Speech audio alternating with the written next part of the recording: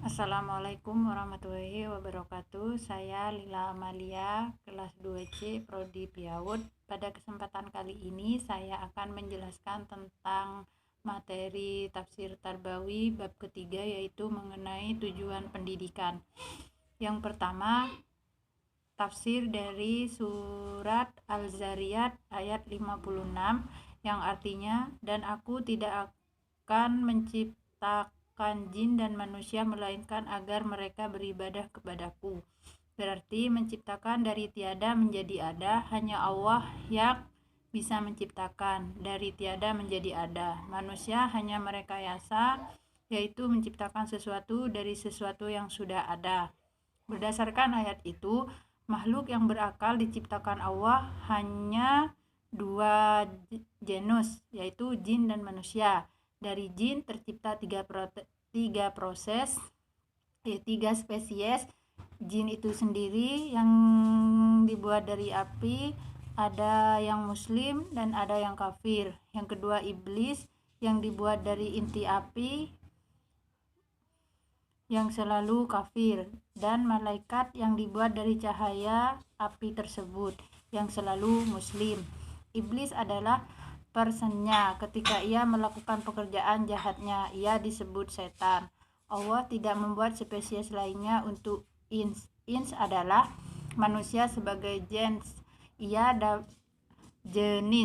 dapat diterjemahkan dengan human. Maksud Allah menciptakan jin dan manusia adalah agar mereka beribadah kepada Allah. Di ujung ayat itu seharusnya ada ya yang berarti aku, namun aku itu dibuang, jadi Allah mempersingkat ucapannya, dan guna mempersingkat kiranya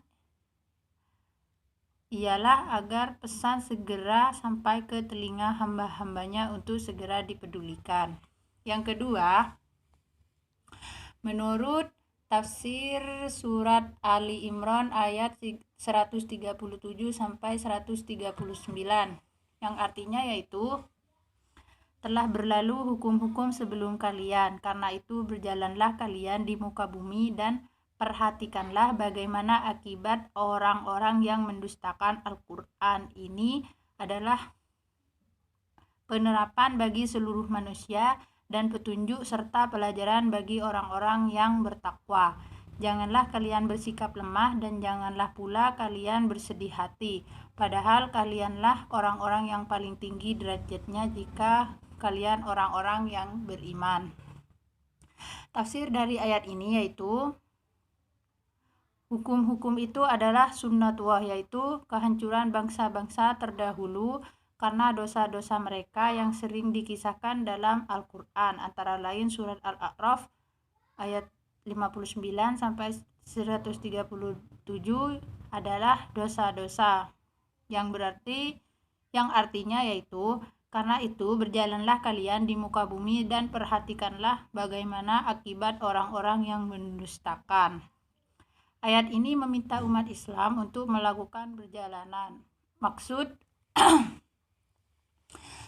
perjalanan di sini adalah untuk fanzuru, yaitu untuk melakukan penelitian dan mengambil pelajaran dari penelitian itu.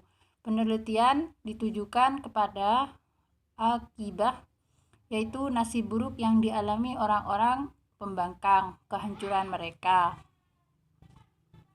Kehancuran karena pembangkangan itu adalah sunan, yaitu hukum-hukum sosial yang diciptakan Allah. Pelajaran yang dapat diambil oleh umat Islam mengenai hukum-hukum Allah itu ialah bahwa berbuat jahat akan membuahkan penderitaan, dan supaya tidak memperoleh penderitaan, manusia perlu mematuhi Allah. Jadi begitu. Kemudian yang ketiga, menurut surat Al-Hajj ayat 40 sampai 41, yang artinya yaitu,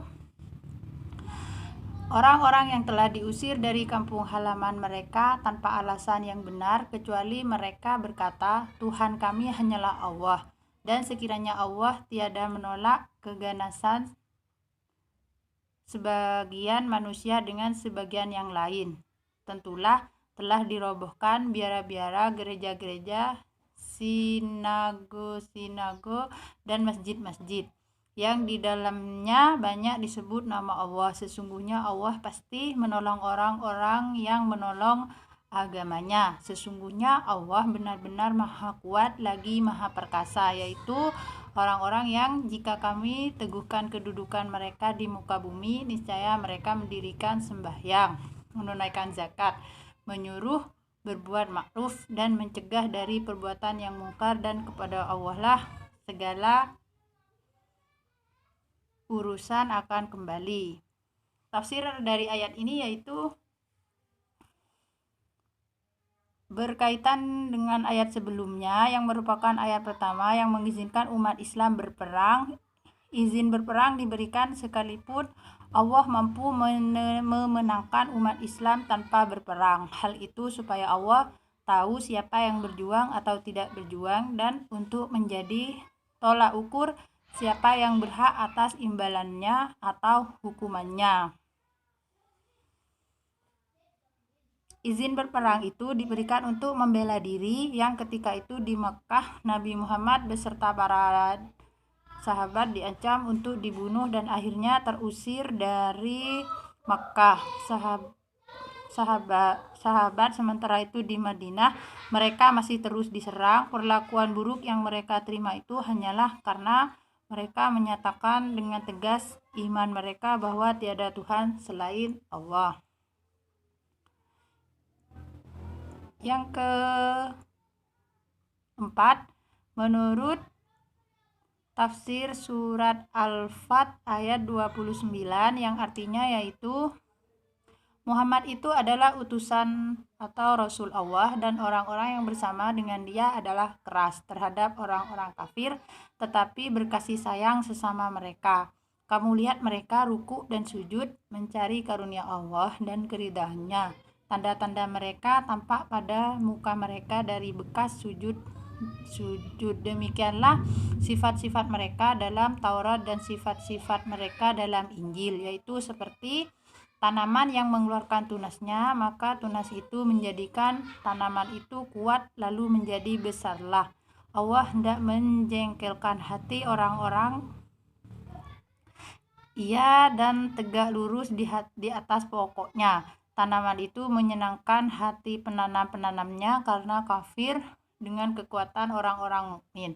Allah menjanjikan kepada orang-orang yang beriman dan mengerjakan amal soleh di antara mereka ampunan dan pahala yang besar. Tafsir dari ayat ini yaitu Muhammad itu utusan atau Rasul Allah. Rasul adalah manusia pilihan yang dipercaya untuk menerima wahyunya yang berisi ajaran-ajarannya dan menyampaikan ajaran-ajaran itu kepada umat manusia. Sebagai seorang Rasul, ajaran yang disampaikan itu bersifat universal, artinya untuk seluruh manusia sampai akhir zaman. Berbeda dengan Nabi yang ditugaskan hanya untuk kaumnya dan tidak memiliki syariat tersendiri, namun hanya menyampaikan syariat Rasul terdahulu. Seorang Rasul memiliki syariat tersendiri yang berbeda dari syariat Rasul sebelumnya. Namun demikian, prinsip ajaran dasar mereka sama, yaitu adanya hari kemudian, bahwa kehidupan manusia tidak berakhir di dunia tetapi akan bersambung ke akhirat untuk dipertanggungjawabkan segala perbuatan di dunia, dan perlunya manusia berbuat baik dalam hidup di dunia supaya memperoleh kebahagiaan di akhirat. Jadi kesimpulannya, agar tujuan pendidikan itu tercapai, maka harus ada perencanaan, dan dari perencanaan tersebut harus dilaksanakan. Maka dengan demikian tujuan pendidikan itu bisa tercapai.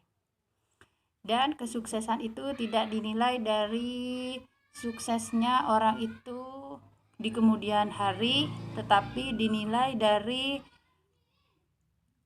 ibadah dari seseorang itu di kemudian hari. Meskipun ia menjadi seorang dokter, tetapi jika tidak sholat, tidak zakat, tidak berbuat baik, maka ia belum bisa dikatakan sukses. Demikianlah yang bisa saya sampaikan pada kesempatan kali ini. Saya akhiri. Wassalamualaikum warahmatullahi wabarakatuh.